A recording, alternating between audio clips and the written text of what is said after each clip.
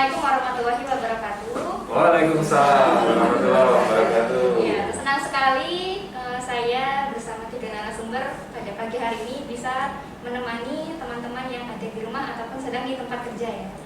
Jadi pada pagi hari ini saya akan memandu sebuah program, yaitu program talk show yang diadakan oleh tim penyuluhan RSUD KRT Seconegoro yang akan membahas mengenai hipertensi.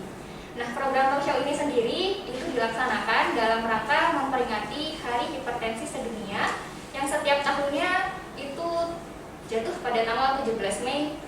Ya, pada tanggal 17 Mei. Yeah. Jadi berdasarkan Kemenkes ya, untuk pelaksanaan World Hypertension Day pada tahun ini itu mempunyai tujuan yaitu untuk meningkatkan kesadaran masyarakat untuk menjaga tekanan darah dan juga faktor resiko yang terdapat pada masing-masing pasien hipertensi itu sendiri yang secara efektif dan berkesinambungan dengan tujuan untuk menjaga agar hidupnya lebih sehat dan lebih lama ya. Jadi poin pentingnya itu adalah lebih sehat dan lebih lama seperti itu. Oleh karena itu tema dari diskusi kita pada hari ini adalah kendalikan hipertensi dan hidup lebih lama. Lebih lama. Yeah. Seperti itu. Nah, sebelum kita mulai untuk program talk show ini, saya akan memperkenalkan 3 orang narasumber yang luar biasa yang sudah hadir pada pagi hari ini. Yang pertama ada Dr. Yusman Freddy, spesialis jantung paru. Iha, ya. Selamat pagi dokter. Selamat pagi. Bagaimana dok kabarnya dok? Sehat, alhamdulillah. Alhamdulillah. Nah, beliau ini adalah dokter spesialis jantung di RSUD KRT Seconegoro Wonosobo. Masih semangat ya dokter? Iya, masih semangat kita. Alhamdulillah. Baik, yang kedua ini ada Bu Puput Destis ya. Ini Bu Puput adalah ahli gizi, salah seorang ahli gizi yang bekerja di RSUD KRT Seconegoro. Gimana Bu kabarnya? Alhamdulillah sehat. Saya panggil ibu atau enggak ini? Mbak aja. Enggak. Mbak Puput ya? Iya. Oke. Masih semangat ya Mbak Puput? Selalu semangat. Alhamdulillah. Oke, baik, kita ke narasumber kita yang ketiga. Saya akan perkenalkan, ini ada Ibu Sri Suryaning Tias. Biasanya dipanggil Bu Ning atau Mbak Ning? Mbak. Boleh ya nih. Ya, Biar sama ya. Biar sama Bu. Oke, baik. Jadi Mbak Ning ini adalah salah seorang fisioterapis yang bekerja di RSUD KRT Seconegoro. Ya, gimana kabarnya Mbak Ning? Selalu semangat Mbak. Semangat ya berarti ya? Iya. Oke. Baik, mungkin kita langsung masuk ke dalam talk show-nya sendiri ya. Mungkin dari yang awalnya dulu tentang hipertensinya itu sendiri ya. Sebelum kita masuk ke bagaimana penata laksanaannya, olahraganya, makanannya, mungkin kita masuk ke dasarnya dulu. Nah, jadi dok, kemarin saya itu sudah coba-coba cari informasi gitu untuk angka kejadian hipertensi itu sendiri. Jadi saya terkejut ya dok ceritanya. Ternyata berdasarkan Diskesdas tahun 2018 ya dok yang terbaru, itu 13,2% penderita hipertensi adalah usianya 18 sampai 24 tahun ya dok. Luar biasa. Saya sendiri karena masih di rentang di atas saya sedikit ya. Enggak 24 tapi di atas saya sedikit itu kaget luar biasa. Ternyata kan kalau misalnya dulu kita beranggapan bahwasanya hipertensi adalah penyakit usia tua. Usia tua, ya. Ternyata setelah diupdate 5 tahun kemudian mulai merambat ke usia muda. Gimana tanggapan dokter? Ya, itu yang ingin saya tekankan di sini karena memang secara total kalau dari Diskesdas itu 34% menderita sakit hipertensi. Jadi kalau kita di sini ada 4 orang, mesti antara 1 sampai 2 ada sakit hipertensi. Itu. Tapi yang lebih mengejutkan lagi dari angka tersebut adalah bahwa hanya 0,8% yang terkontrol hipertensinya. Selebihnya adalah tidak terkontrol. Itu yang bahaya.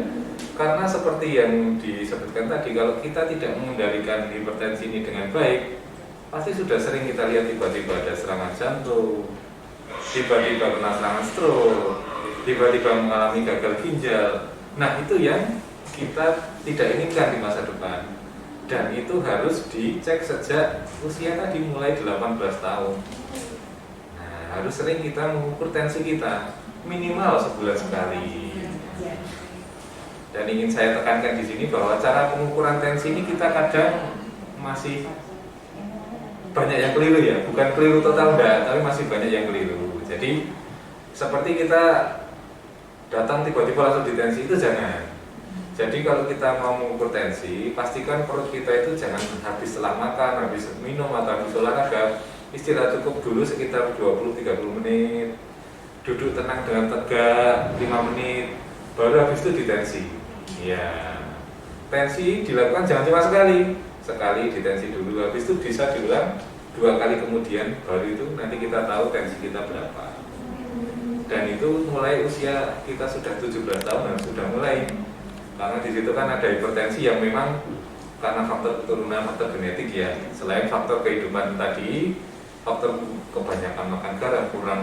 Nanti bisa dibahas lebih lanjut bagaimana nanti. Nah, secara awal saya kira seperti itu dulu ya. Nanti kalau komplikasinya soalnya banyak sekali. Kadang kita sering ya, pasien mau operasi usus buntu atau mau operasi yang lain, mau operasi tulang, tiba-tiba di ronsen, loh kok jantung saya kok besar. Nah, ternyata dia tidak sadar kalau selama ini mengidap hipertensi. Jadi tahu-tahu jantungnya kok bengkak. Jadi jangan dikira bengkak jantung itu hanya karena serangan jantung habis itu bengkak dan pada usia tua normal, enggak, jangan seperti itu. Jadi ternyata hipertensi lama ini bisa menyebabkan jantungnya bengkak, juga terjadi gagal jantung gitu. Jadi memang kita harus lebih aware ya, Dok ya. Betul sekali. Usia yang muda ya seperti itu. Nah, kalau misalkan benar nggak sih, Dok, kalau yang menderita hipertensi itu hanya orang yang gemuk gitu, Dok? Kalau orang yang kurus kira-kira gimana, Dok? Bisa juga nggak, Dok, kena hipertensi? Bisa juga. Jadi memang salah satu faktor resiko adalah di situ disebutkan obesitas ya. Memang obesitas ini akan meningkatkan tensi antara 5 sampai 10. Tapi pada pasien yang kurus jangan dikira juga apabila dia jarang olahraga, apalagi di Indonesia itu yang merokok banyak, otomatis tensinya juga tinggi gitu. Nah, itu pengukurannya yang kita harus selalu rutin. Sebulan sekali harus kita minimal ditensi. Silahkan, sekarang kan alat tensi sudah banyak, tinggal kita cara mengukurnya yang baik dan benar dan menghindari komplikasi di bulan depan, di tahun-tahun berikutnya. Berarti memang kalau misalnya kita merasa kurus juga nggak boleh tenang-tenang saja ya? Iya. Kita harus aware juga. Tetap harus aware. Iya, oke, baik. Kemudian, Dok, kalau misalkan pada usia tua, biasanya itu yang akan memperberat tekanan darahnya menjadi tinggi itu bagaimana ya? Iya, pada usia tua jelas. Seiring waktu memang nanti pembuluh darah itu akan makin keras. Jadi seiring waktu semakin kaku, elastisitasnya berkurang, jadi otomatis tensinya juga akan semakin tinggi.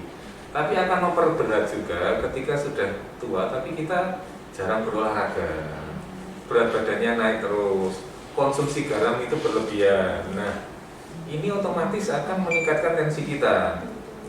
Nah, apalagi kita punya penyakit yang lain, penyakit komorbid yang lain, punya diabetes, itu makin tambah nanti tensinya makin tinggi, kolesterolnya juga tinggi, makin tinggi lagi. Nah, itu yang harus kita kendalikan. Bahkan kita dengan hanya mengendalikan hipertensi itu, pada penelitian itu kita bisa mencegah 17.000 kematian dini akibat penyakit-penyakit, termasuk penyakit jantung. Apabila dia punya hipertensi, penanganannya akan jauh lebih sulit daripada penyakit jantung yang tanpa disertai dengan hipertensi. Ternyata efeknya luar biasa ya untuk menjaga tekanan darah ya, Dokter ya.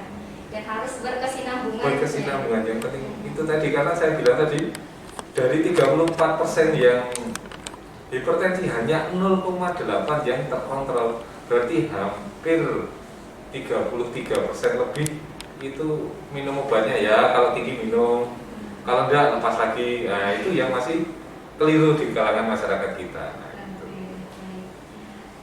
Itu tadi untuk dasar dari hipertensinya itu Ya. sendiri ya.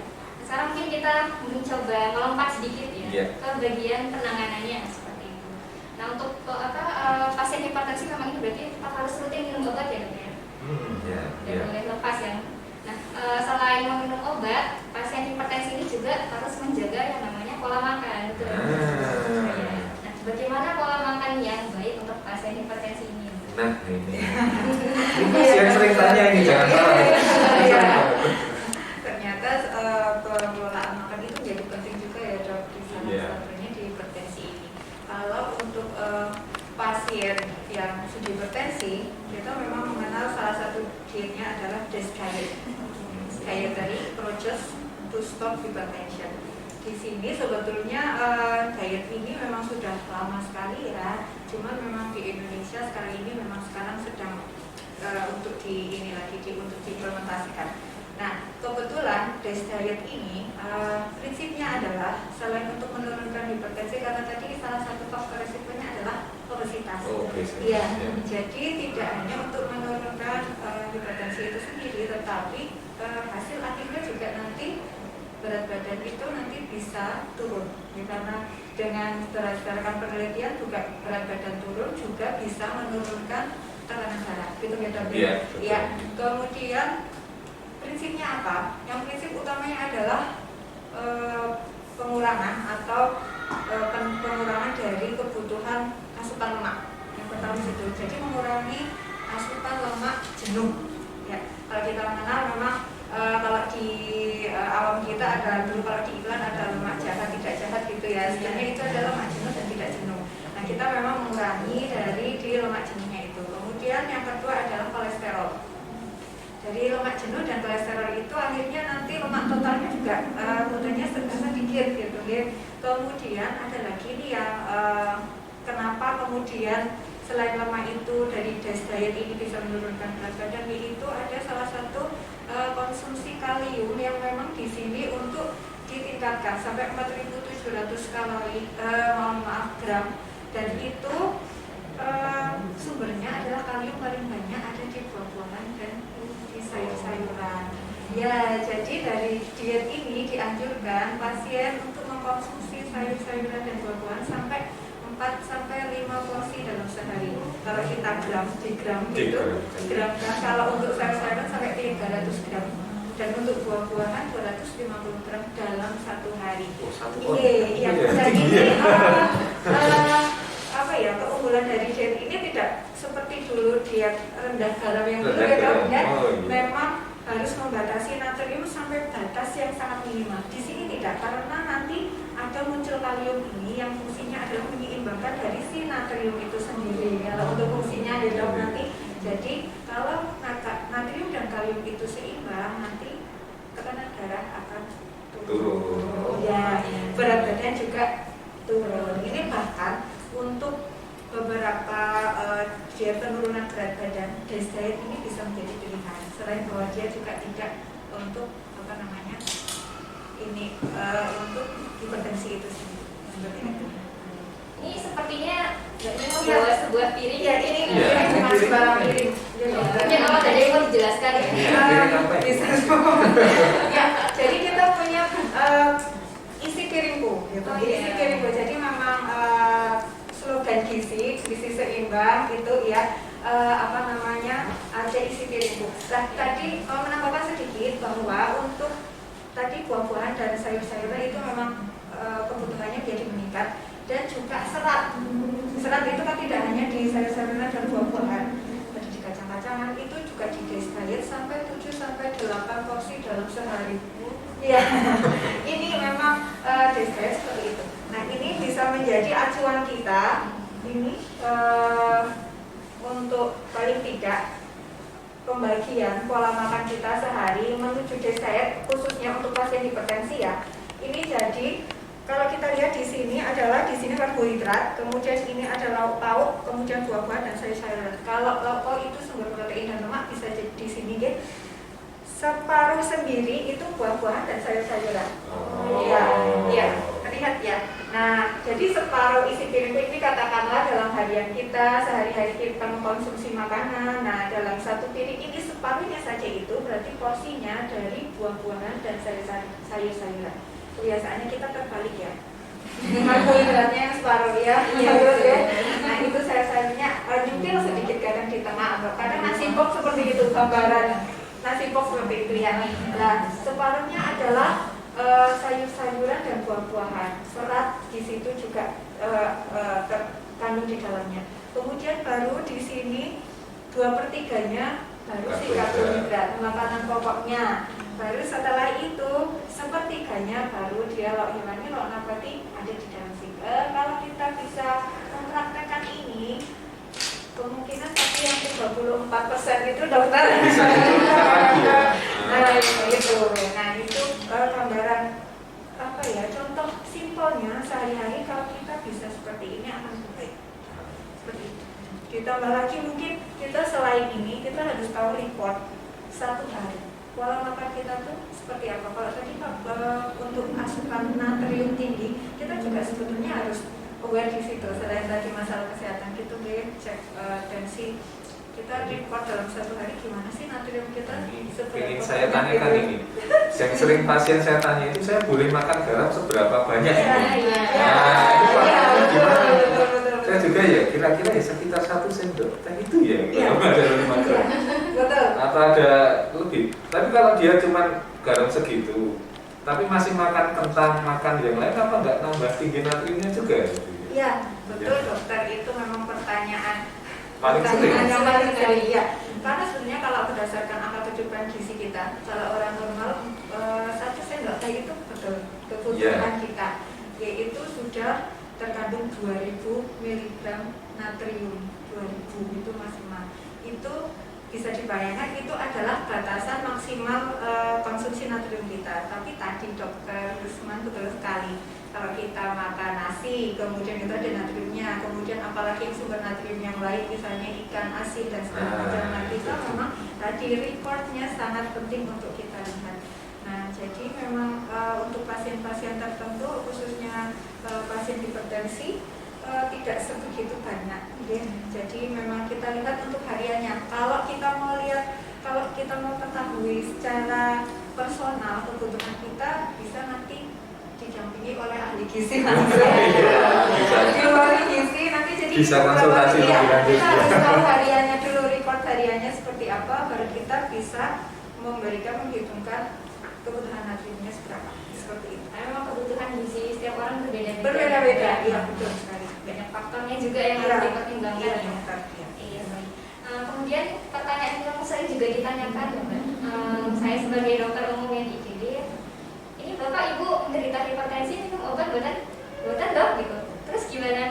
Saya cuma makan ini, saya cuma minum itu, tapi tekanan darah saya bagus kok dok. Kira-kira memang ada atau tidak ya Mbak? Makanan atau minuman yang bisa menurunkan tekanan darah seseorang? Ya, membantu menurunkan tekanan darah seseorang ada. Tapi kalau untuk hasil yang signifikan tetap dari medikamentosan ya, tetap harus dari itu, karena dari makanan untuk apa evaluasinya kemudian capaiannya itu belum secara klinis mungkin ya. Di hadis itu ada beberapa laki-laki tadi bahan makanan yang sumber kaliumnya tinggi. Nah itu mungkin yang masyarakat sekarang sudah praktekkan banyak, seperti misalnya ketimun, seledri, ya itu memang kaliumnya tinggi, dia terus sifatnya diuretik, dia dokter salah satunya. Nah itu memang kalau itu mitos atau fakta ya. Jadi dan seberapa banyak konsumsinya, lagi-lagi kalau saya menyarankan adalah kembali lagi sebetulnya ke pola menu yang seimbang, tidak terus hanya dengan tujuan ingin menurunkan tensi ya, terus setiap hari konsumnya ketimun terus ledri, lama-lama hipertensi juga kalau tiap hari makan itu. Nah itu, jadi alangkah baiknya kalau kita mau bicara tentang pola makan, makanan yang harus dikonsumsi atau tidak, kembali ke ahli gizi. Ya, seperti itu dokter. Kemudian mungkin satu lagi ya Mbak, ini yang sekarang di masa pandemi ini booming. Jadi semakin banyak makanan yang diawetkan ya, dijual di online Shopee. Ya. Sebenarnya kan kalau yang saya tahu makanan yang diberi pengawet itu natriumnya tinggi ya. Jadi untuk amannya pengonsumsiannya bagaimana ya? Nah, tadi kalau semua bahan makanan memang betul yang diawetkan menggunakan natrium ikan asin contohnya ya, salah satu yang paling simpel saja. Nah, kebutuhan yang bagaimana? Sebenarnya tadi panduannya adalah prinsipnya natrium yang boleh diasup seberapa maksimalnya. Kemudian tidak jauh-jauh dari situ. Ya, memang pola hidup sekarang karena pandemi memunculkan suatu budaya ya, makanan siap saji, kemudian makanan-makanan yang kalau dibilang boleh dibilang itu tinggi natriumnya, nah seperti itu.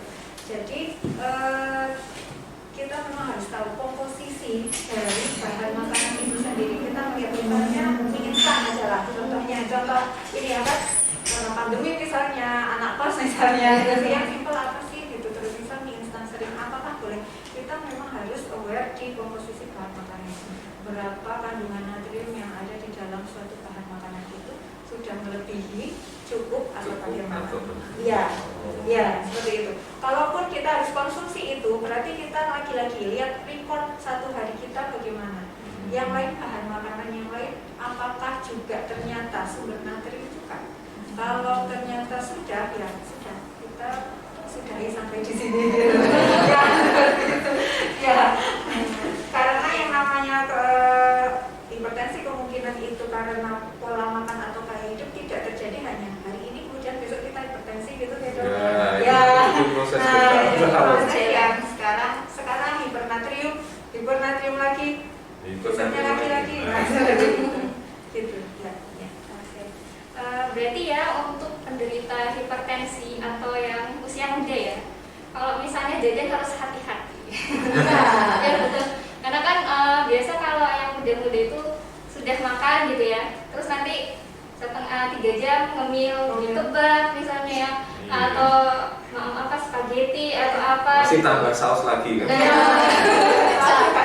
Biar makin enak ya seperti itu. Jadi memang harus ditahan-tahan ya. Jadi harus dilihat dulu track record dalam satu hari untuk pengkonsumsian yang asingnya ya berarti ya. Iya. Dan konsumsi kaliumnya itu harus dilihat juga apakah sudah cukup atau ternyata sudah over gitu. Jangan sampai kita malah menabung kejadian hipertensi di dalam diri kita sendiri ya seperti itu. Baik, mungkin sebelum kita masuk ke narasumber yang ketiga tentang aktivitas fisik, saya ingin menyampaikan kepada teman-teman yang ingin bertanya bisa langsung mengirimkan pertanyaan ke dalam kolom chat ya. Nanti dari tim akan memilih pertanyaan yang akan ditanyakan kepada ketiga narasumber yang luar biasa itu. Oke, baik, kita masuk ke yang ketiga ya Kak ya. Iya. Ini kan salah satu tata laksana atau mengendalikan hipertensi itu adalah aktivitas fisik. Nah, kebetulan di masa pandemi ini ya. Pernah sekolah bahan terus. Jadi itu dijadikan alasan terutama kaum muda untuk mager ya. Jadi untuk malas bergerak seperti itu. Dan yang kaum tua juga saya nggak bisa senam, saya nggak bisa ini, saya di rumah aja gitu ya. Sebenarnya bagaimana untuk aktivitas yang disarankan untuk pengendalian hipertensi? Baik, terima kasih atas waktunya ya Mbak dan semua kru gitu ya, atas waktu yang diberikan kepada saya. Bersyukur sekali kita di sini berkumpul untuk membahas tentang hipertensi ya, salah satu yang ngeri ternyata komplikasinya ya dokter ya. Dan yang lebih ngeri lagi ternyata nggak disadari ya. Dan sekian persen saja yang menyadari bahwa dia mengidap suatu penyakit hipertensi begitu ya. Saya juga baru tahu ini. Ya, jadi untuk saya nanti akan membicarakan tentang physical activity atau aktivitas fisik. Di sini perlu digarisbawahi dulu nih bedanya aktivitas fisik dengan olahraga. Tadi Dr. Risman sudah menghitung kebanyakan dari kita malas dan jarang untuk berolahraga. Jadi aktivitas fisik ya bisa kita setarakan dengan bekerja gitu ya. Jadi kerja otot yang dia itu membutuhkan energi lebih dibanding ketika istirahat, itu aktivitas fisik. Nah, kalau exercise atau olahraga ya, lebih mudahnya exercise itu ya aktivitas fisik tapi terencana, terstruktur gitu. Mau berapa lama gitu, otot apa saja yang mau kita latih gitu. Itu bedanya aktivitas fisik dengan exercise. Nah, pentingnya di sini adalah ketika masa pandemi kita satu ya catatan tadi kurang olahraga. Saya hanya akan menyinggung yang olahraganya saja di sini. Nah, mengapa olahraga itu menjadi penting? Karena dan apa hubungannya dengan hipertensi gitu ya, sesuai topik kita hari ini. Karena dengan olahraga aktivitas kita terukur, terstruktur, itu akan meningkat ya, aktivitas kita akan meningkat dan otomatis akan meningkatkan kerja jantung ya. Kerja jantung meningkat, pompa jantung meningkat, otomatis dia akan melancarkan aliran darah gitu kan ya. Nah, aliran darah lancar biasanya akan diikuti juga dengan penurunan tensi, karena tensi itu kan aliran darahnya kurang lancar. Gitu juga dengan aktivitas olahraga itu dia akan mengubah gula itu kan kalau kebanyakan akan mengantarkan darah ya. Nah, dia akan mengubah gula menjadi energi begitu. Dan juga ada lemak kayaknya ya dokter ya, lemak kolesterol jahat tadi sudah disinggung. Kolesterol jahat itu juga akan membuat plak gitu ya di saluran-saluran pembuluh darah. Nah, itu juga biasanya akan berimbas pada naiknya tensi. Nah, dengan berolahraga lemak itu akan dibakar secara langsung begitu. Jadi 3 poin keuntungan olahraga yang akan langsung berimbas pada tensi itu: 1, akan memacu meningkatkan kinerja jantung. Kemudian yang kedua itu akan mengubah glukosa atau gula menjadi energi, dan yang ketiga itu adalah membakar lemak secara langsung. Itu 3-tiganya secara umum didapat dengan berolahraga. Mungkin seperti itu dulu. Sebagai awalnya. Nah, kemudian akan muncul pertanyaan sebenarnya. Jadi saya harus olahraga apa nih ya? Yang sesuai. Misalnya saya yang muda nih, yang aman sama pandemi harus apa? Atau yang tua saya harus olahraga apa yang pas gitu? Betul sekali. Itu pertanyaan sering kali muncul ya terkait. Mungkin di sini kita bicara hipertensi, saya tuh tensinya tinggi, takut kalau olahraga. Gitu. Boleh nggak saya angkat Boleh nggak sih? Boleh nggak sih? Tensi saya 170. Gimana gitu? Yang aman tuh kayak gimana sih ya? Gitu kan ya. Itu pertanyaan yang sering kali kita dengar dan memang harus kita jawab. Dan pada kesempatan kali ini saya akan mengatakan bahwa olahraga itu adalah pilarnya kesehatan. Jadi bisa dibayangkan ketika mungkin seseorang ibarat kesehatan itu adalah rumah, ketika dia pilarnya nggak ada atau mungkin sedikit aja, bisa dibayangkan kayak gimana gitu ya. Itu ibarat orang itu rumah gitu ya, nggak pernah olahraga, kita nggak kayak orang nggak punya kayak rumah tanpa tiang gitu kan ya. Makanya di sini penting sekali. Nah, yang perlu jadi catatan keywordnya adalah aman gitu kan ya. Olahraga yang aman kayak gimana sih? Apalagi ketika saya punya riwayat hipertensi misalnya. Sebenarnya nggak cuma hipertensi saja sih ya bagi orang yang sehat, dan mungkin kelainan-kelainan lain, mungkin kelainan jantung dan sebagainya, itu tetap harus berolahraga. Yang keywordnya itu tapi harus aman. Gimana amannya? Amannya saya bedakan menjadi 2 saja ya biar lebih mudah. Itu untuk orang yang tanpa keluhan atau dengan riwayat yang sehat. Cuma jadi catatan juga ya dokter, karena tadi kan nggak terkontrol ya, nggak tahu kalau dia hipertensi. Jadi alangkah baiknya sebelum memulai suatu program olahraga ditensi dulu gitu, biar tahu. Terus gimana nih, saya mau mulai nih olahraganya. Yang penting tadi screening gitu ya dokter ya, screening. Kalau tensinya normal, oke lah jalan gitu. Tapi kalau memang ada keluhan atau ada catatan-catatan medis yang perlu diperhatikan, berarti ya memang harus lewat prosedur screening. Gimana prosedurnya? Kalau dari kami, biasanya kami akan melakukan serangkaian tes kebugaran gitu ya. Ada beberapa tes yang bisa kita lakukan. Salah satunya yang paling simpel adalah tes berjalan 6 menit. Itu ada juga tes stres, tes board dan sebagainya. Tapi itu tidak akan saya jelaskan di sini. Yang jelas itu merupakan rangkaian dari screening agar nanti program exercise yang ingin kita dapatkan itu menjadi aman gitu kan ya.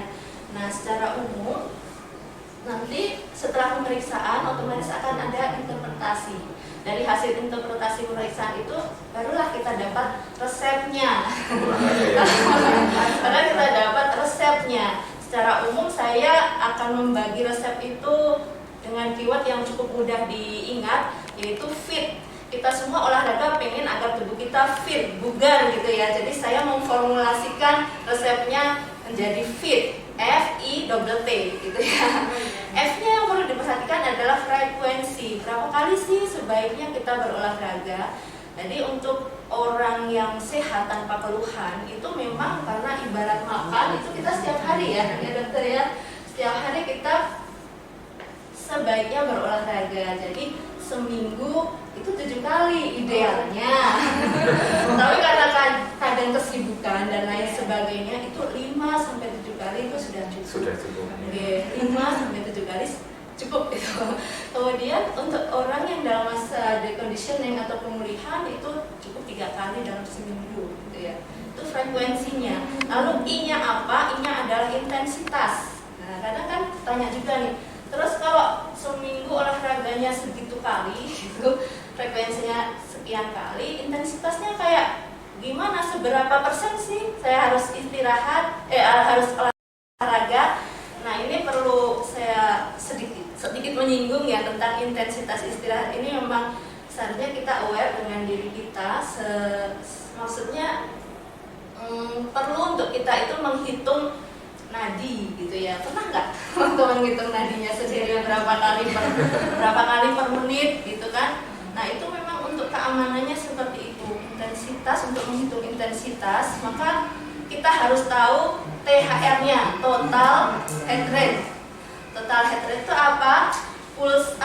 Denyut nadi tertinggi yang denyut nadi tertinggi seseorang yang didapatkan ketika beliau itu beraktivitas secara maksimal. Nah, kalau kita udah tahu total heart rate-nya, maka olahraga yang aman jangan sampai melebihi total heart rate-nya gitu.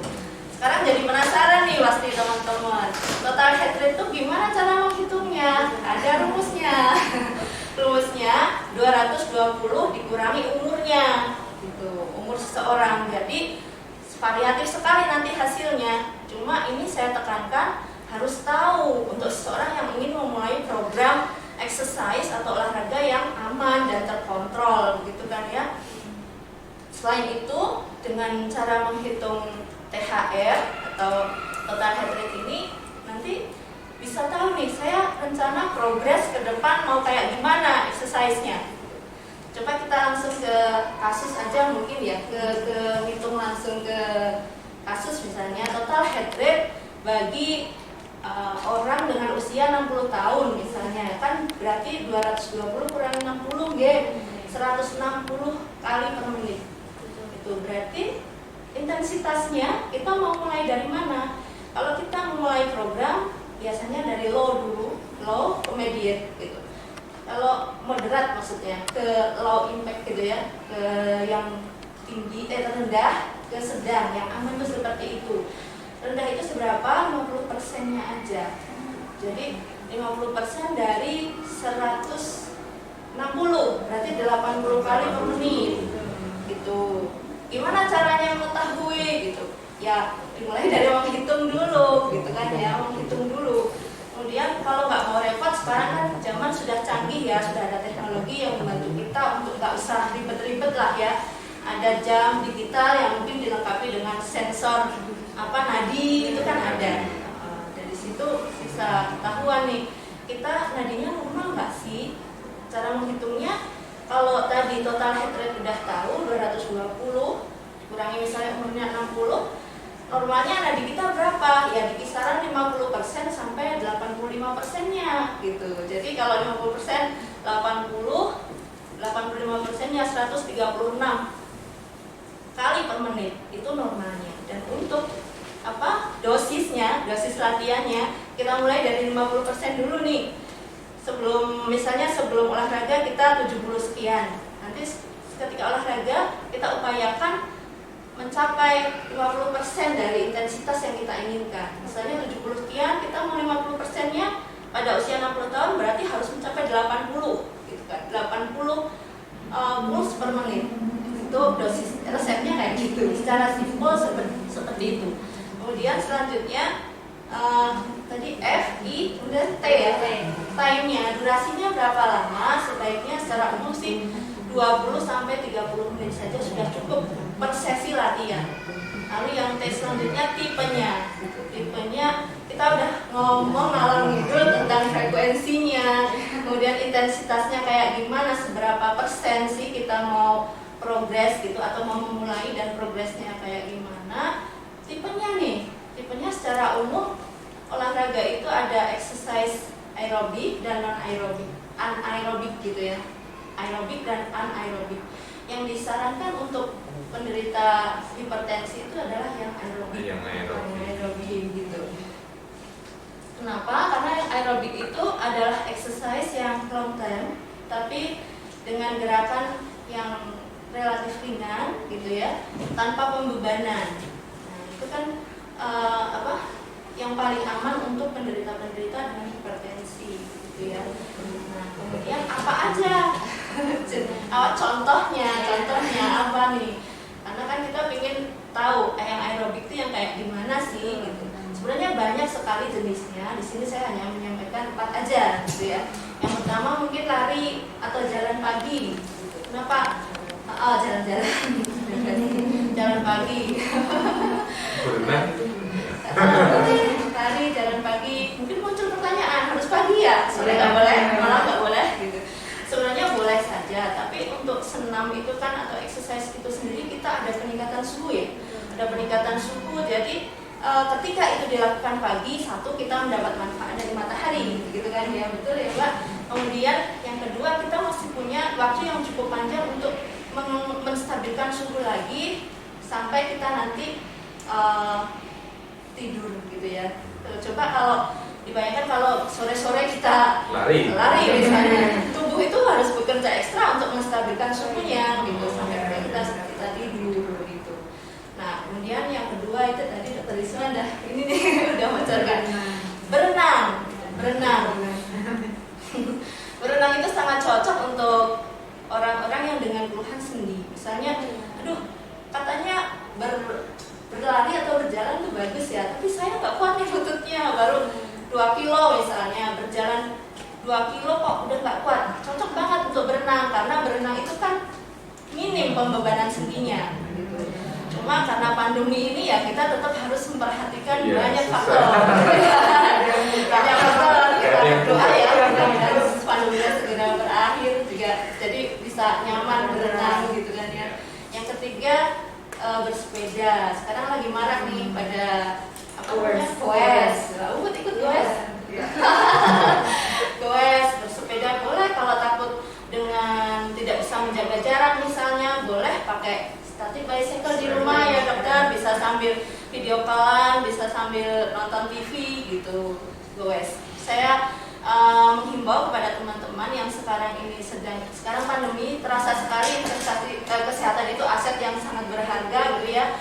Ya ayolah kita sisihkan sedikit tabungan kita mungkin untuk membeli static bicycle biar kita bisa ini di rumah. Yang keempat adalah static bicycle, terus yang keempat jadi hilang nih. Static bicycle sama udah 3 dulu aja enggak apa-apa ya. Itu aja cukup. Baik, ini sangat informatif sekali ya informasinya. Saya sendiri juga baru tahu nih kalau ternyata kita tuh gak bisa sembarangan berolahraga gitu. Terlalu sedikit kurang maksimal, terlalu banyak malah berbahaya ya ternyata ya. Karena bisa takut memaksakan diri sendiri seperti itu. Oke, baik, mungkin dari Dr. Lisman ada kesimpulan dari workshop hari ini. Ya, alhamdulillah kita sudah dikumpulkan di sini sampai akhir penghujung acara ini ya. Jadi yang ingin saya sampaikan di sini sebagai kesimpulan bahwa kita harus mengendalikan hipertensi ini sejak dini. Ketika kita sudah mulai dewasa, kita harus sebulan sekali mengukur tensi. Yang kedua, perhatikan makanan kita. Apa yang kita makan itu akan menjadi investasi kita di masa depan. Yang ketiga tadi, perhatikan tadi olahraga kita. Harus pada masa pandemi ini kita tingkatkan olahraga. Terus apabila kita sudah menderita hipertensi, jangan lupa obat terus diminum. Kadang kita sudah tensi saya sudah 130, sudah cukup. Jangan, kita kendalikan tiang-tiang tadi, makanan, olahraga, baru nanti kita bisa mengurangi dosis obat itu. Iya. Jadi kendalikan hipertensi ini, cegah komplikasi, maka insya Allah kita akan hidup lebih lama. Amin. Ya, amin. Baik, mungkin apakah ada pertanyaan lagi? Tidak ada? Baik, tidak terasa sudah 30 menit ya?